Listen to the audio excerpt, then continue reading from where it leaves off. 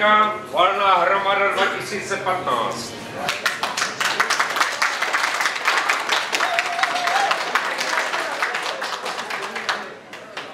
Vážení osadníci, drazí sponzoři, vítám vás na 11. valné hromadě.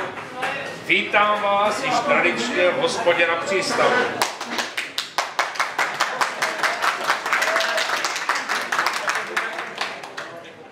I letos se si z našich řad vybrala smrt svojí daň. Na věčný pochod se vydal pan Alois Chvála číslo 14. Bylo mu 72 let. Připijím na dálku všem osadníkům, kteří se dnešní valné hromady na zdraví! Už nedožili.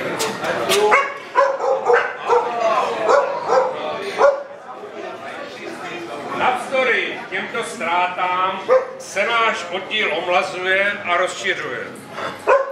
Letos bylo přijato 11 nových osadníků. Z toho, a to je zajímavé, 10 žen a pouze 1 muž. Tím je to zajímavé. Nevím, proč tomu tak je, asi Zdeňa Řezníček, hlavní sponzor, přitahuje ženy.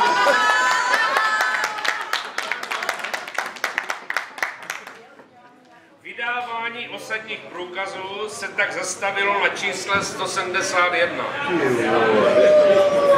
Což je úžasné a svědčí to o tom, že to asi děláme dobře. Tímto bych chtěl poděkovat všem, kteří se podílejí na chodu oddílu. Olince Prožové, tisk z Vadel, Honzovi Krůňovi, plánování pochodu, Jirkovi Poláškovi, pokladny, stránky teorie, Pavlu Pléškovi, doručování z Vadel,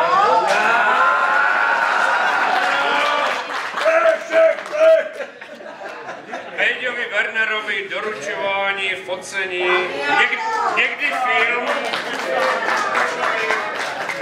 Tomášovi Hanušovi doručování. Ten to bohužel není.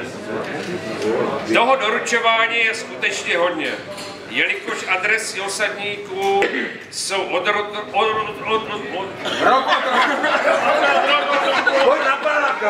Otrokovic přes Malenovice, Louky, Zlín, Štípu až Držkové. A ne všichni vlastní počítač, aby dostávali informace elektronicky. Z toho vznikají náklady na poštové. Takže v pokladně. V kase bylo k dnešnímu dni 9235 korun.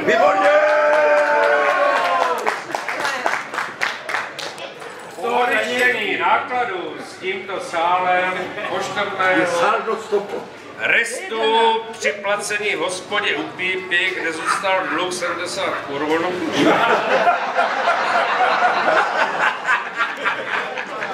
Které se doplatily z kasy.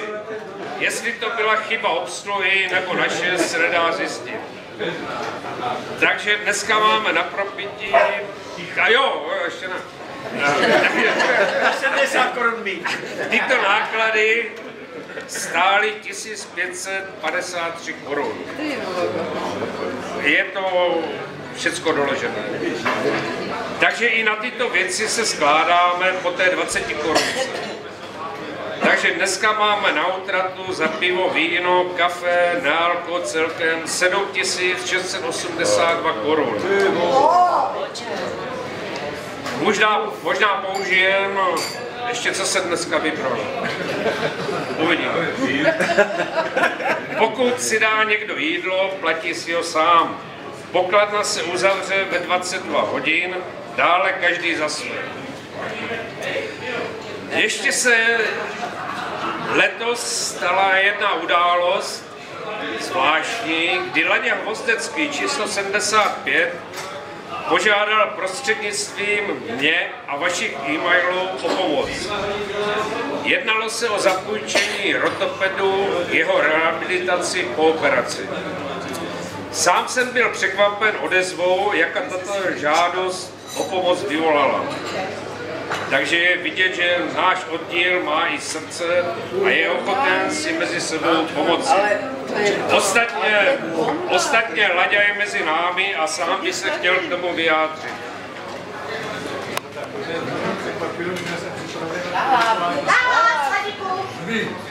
Já bych chtěl touto cestou poděkovat všem za víceméně pomoc. Akorát jsem na začátku říkal, jak jste křikovali, že jste nerozuměli, že mě Pepa překvapil, že jsem to měl připravený sám. Takže děkuji, je to perfektní rotopen vám a makám. Tak příště půjdeš sám.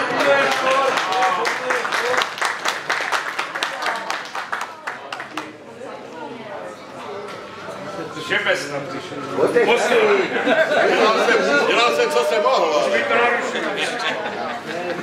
Ale, co to je volné tady? Počkej, tak se tady... Tak si sedněte. Nebudu dvakrát. Záplát, kurva. Vyhodnocení účasti na pochodech. Letos jsme absolvovali 10 pochodů. Ocenění budou jen ti s plným počtem pochodů. To ty nejsi.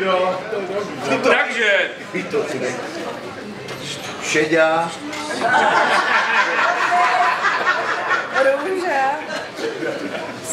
Takže na 3. místě z 8 pochody se umístili tito osadníci.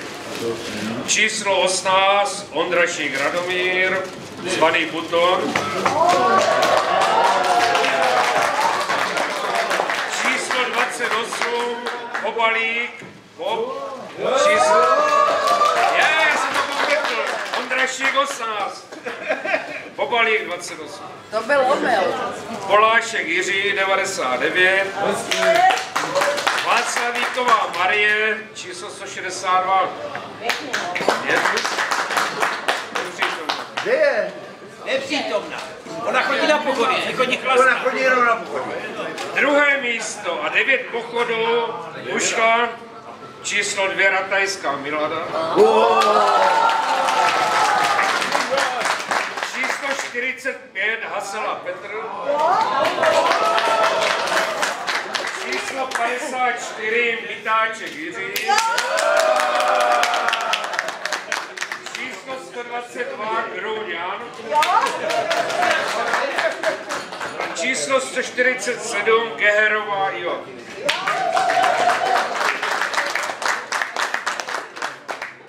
V historické tabulce od roku 2002 do dnešního dne je... Číslo 19 Šeďa. Není, Šeďa tam není.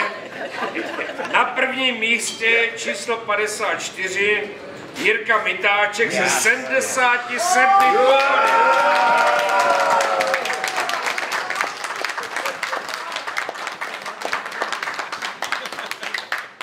Jirko, ještě 3 roky a budeš první stovkař. Děkuji. Na druhém místě číslo 6 Plejšek Pavel, 73 bodů.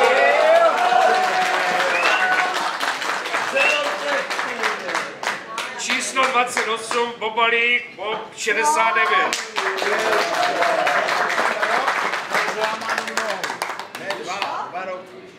Vítězi z 9 pochody a cenu paní náčelníkové získávají tito borci. Číslo 1 náčelník.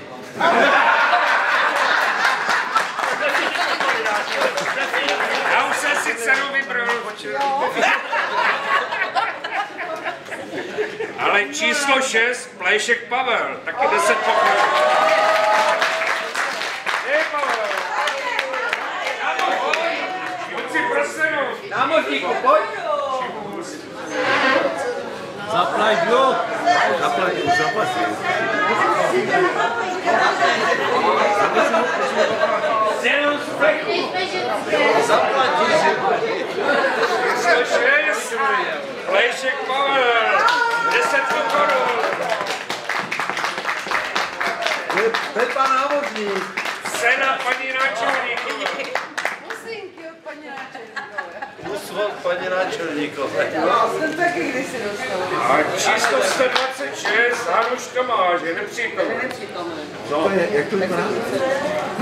Takže to bylo k Vánoci.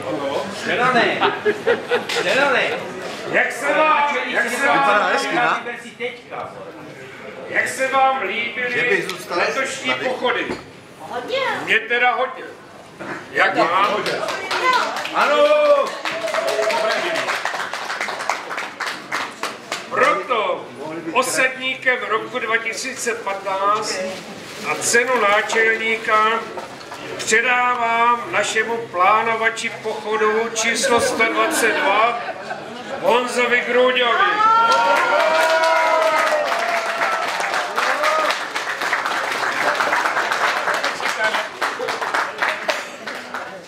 To je pro, aby Honza plánoval naše túry i příští rok či léta. Další 10 let. To je pro! Jednomyslně. Takže Honzo, máš důvěru celé osady. Všichni se již těšíme na pochody v roce 2016. Ať to je po rovině, hlavně po rovině. Nebo tam, kde jsou lano. Maximálně do 3 kilometrů. Jestli máte nějaké dotazy nebo návrhy ke mně, či k mojí družině, jak to vtipně nazval, můžete se vyjádřit. Seděl měl návrh. Jaké? Maximálně do 3 kilometrů. Protokoly. Na 4 a zpátky. To je proti. Moc se nehlásí. Moc se nehlásí teda. Jste sami. Takže na závěr vám chci popřát pěkné Vánoce a úspěšný nový rok 2016. Sejdeme se zase na pochodech.